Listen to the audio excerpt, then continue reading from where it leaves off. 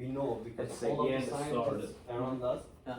say that the Earth is in the center of the universe. Yeah.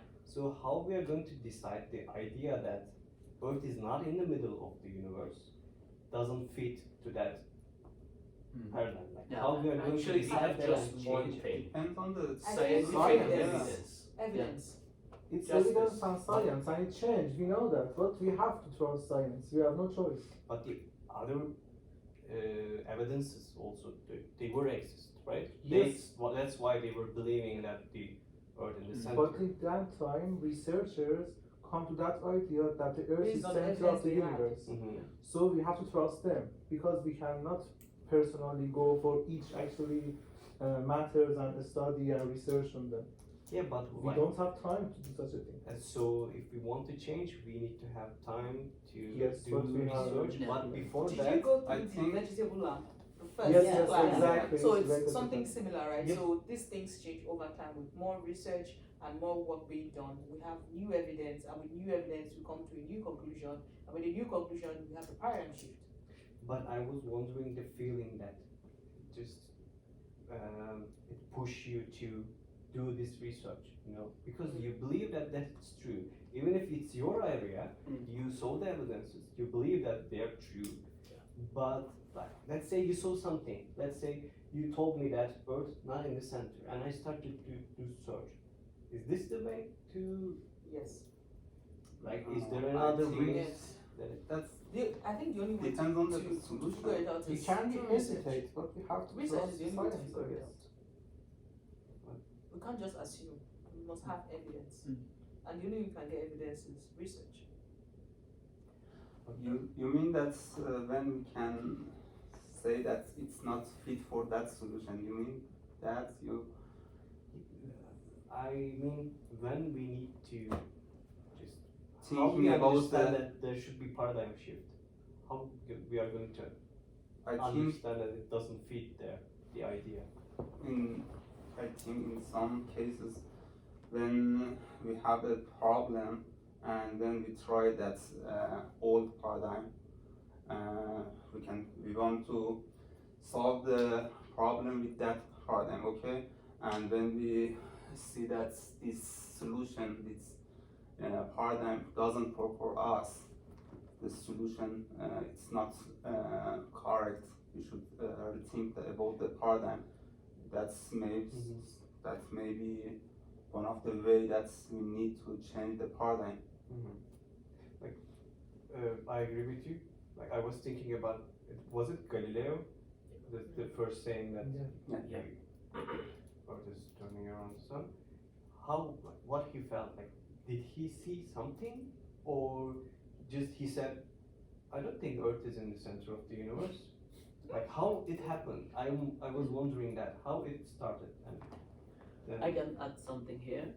So first, I believe that the paradigm shift is entirely different between the social science and the natural science, because these two bodies of the knowledge of science they are not using the same law in the formula within the research. So it's a little bit different. For example, regard whatever you said about the center of the universe and the rotation of the sand around the Earth, or later on the change of that geocentric and heliocentric. The first theory was geocentric. So the Greek scholars before before AD, they come up with some observations. They noted the observation of the sun around the observation of the sun. For example, the sunrise and the sunset. So as there was the absence of telescope, they didn't have all the tools. So based on their basic knowledge, they formed a theory that the Earth is in the center of at that time the universe, but later on it changed because now we have a solar system, and solar system is one of the elements among the millions of the other systems, which later it formed the galaxy. And the Milky Way is not the only galaxy in the universe. We have the small clusters, we have the super clusters, and then everything is going to be like specified within one dot, and we don't know the exact width and the range of the universe. So later on, the basic knowledge of the rotation of the the sun and the moon, it formed the theory that the Earth is the center of the universe. Later on in the mid-century, there was I believe it was a Greek scholar named Aristarchus. He came and he said that this theory is completely wrong. So at that time, the center of the universe, but now what we are talking at the center of the solar system is the sun, based on the size and the gravity. But though there was something like he didn't have all the information about the gravity and all these facilities to observe the some planets, he formed the theory that it is wrong. The geocentric is wrong, because the geocentric theory was the theory and which was accepted by the church in the medieval time. So the church said, you are talking against the church. You are talking against the church opinion, and so they didn't accept him until that the first person who used the telescope was Galileo. And the first person who completely gave the evidence that the earth is not the center of the universe of that time and now the solar system, but it is the sun. Then this geocentric changed to heliocentric, and one of the elements which helped the Johannes Kepler, he formed the theory, the heliocentric theory. Heliocentric theory says that the sun is in the center of the solar system. That was the telescope. One of the elements which helped him, that he later on he said, okay, this theory is wrong and this is the new theory. That was the telescope, because at that time the tools and the these things helped them to come up and change the theory. And later, again, I want to emphasize that the social science is a little bit different from the natural science within the paradigm shift. 2 plus 2 is 4. In the time of scholars before the AD was also the same, and now it's also the same. But within the social science, with the politics and with the with this anthropology, and there's some things which it's not fitting all the time, but it's a little bit different. I hope I can. Perfect. Very much. Let's go to the. Yeah, let's go to the other one. Yeah.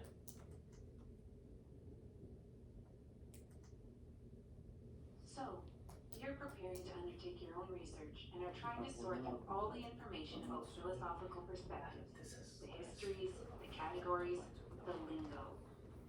The vocabulary that frames conversations around philosophical perspectives on research can be confusing. Sorry, guys. And clarifying that. I may possibly put it on the. I don't know how can I put it on the. Something. But that's also fine. It's okay. Yeah, I think if you want to say it. Yeah. Yes. Okay. Yeah. You can hear all. Just Sure. Language is a good place to start. It is hard to really grasp the different theoretical frameworks if you're unsure of the language. This video is going to quickly introduce 2 of the most common words that you will encounter in your philosophical journey: ontology and epistemology. Upon quick observation, we can see that both of these words end with ology, which is a clue to their meaning. Ology denotes an area of study or a particular branch of learning. We find it in words we use every day, like biology and psychology. So, ontology and epistemology are 2 unique areas of study or branches of knowledge. Ontology. Simply put, ontology is the study of reality or being. It explores the nature of existence, what it is, and how these things are classified. While the classification of the real may seem strange, think about it this way. Some people may believe that everything that exists is essentially one, that all reality is connected and the same. Others view reality as containing multitudes of distinct categories of real objects. Ontology, or the science of being, has been studied by philosophers throughout history and is applied in a variety of disciplines.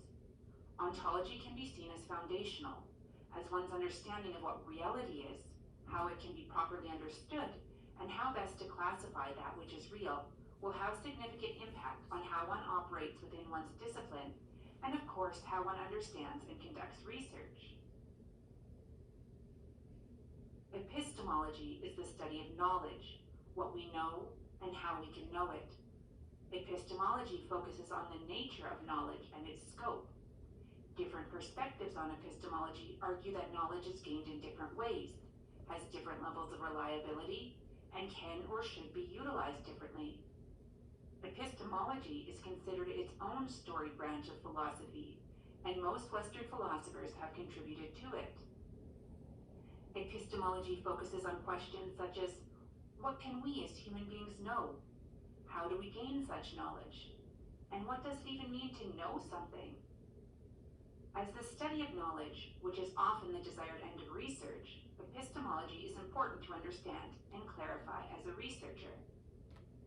While these are not the only ologies that are important to your research, understanding ontology and epistemology is an important starting point for your journey. Thanks for learning about them with us.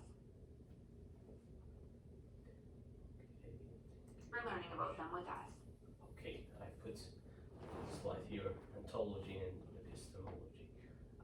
Again, start with Sami. I want to hear first from you because Okay, I'm confused so- and I said, but yeah. Maybe we can Yeah. just, whoever wants to talk. Yeah, we can. Yeah. Yeah. Who is the first volunteer? Actually, if there is no volunteer, I can start. And the epistemology, as far as I got from the video and from my reading, it's kind of reflect from the reality in our mind, how we can categorize, how we can formulate the reality in our mind, and use it as a science. But ontology is the more closer to the reality in the I can say real world. For example, you have a system and you want to simulate it. You can have some records of it. Okay, it is in the ontology part, and you can formulate it, or even you can simulate it in some simulation ways. I don't know, agent-based and time-based and so on. This goes to the epistemology. This is what I got from the movie. What's your idea, guys? I know it was a little bit complicated. Disgusting. Even if we can watch the movie again if you want. I think they did maybe not the videos. It also talked about ontology and epistemology, and it also talked about the Or the relatives, relativity, like you were guys both talking about it. Yeah. Maybe we can continue because the other Sure. videos also talked Sure, about sure, ontology, sure. but Sure. it's your choice. If the other Just, guys. I have a question. Metaphysics part of Possibly it's. That's the word. I think, in my point of view, the part of metaphysics that exists outside is a part of ontology, and what's our view about that metaphysics goes to the epistemology. I think. Epistemology is based on a nature and belief, I think, but ontology is just based on a theory Yeah. and Observation of I think- phenomenon. yes, Yeah. the nature. So And in that Science- category, yes, all the sciences can be under actually epistemology. And it was dividing in the other video, and also I Yeah. saw maybe it can help. Like Sure. ontology was divided into two: realists and relativists, I guess. Yeah, relative, yeah. Like, and the epistemology was talking about ethics and emics. Ethics, like we were like it. I think they are different. Yeah. They are different, and I couldn't explain. Okay. Sorry guys. My Students English learning about done. research are expected to learn what ontology, Let me. This video in other part. Was it? Because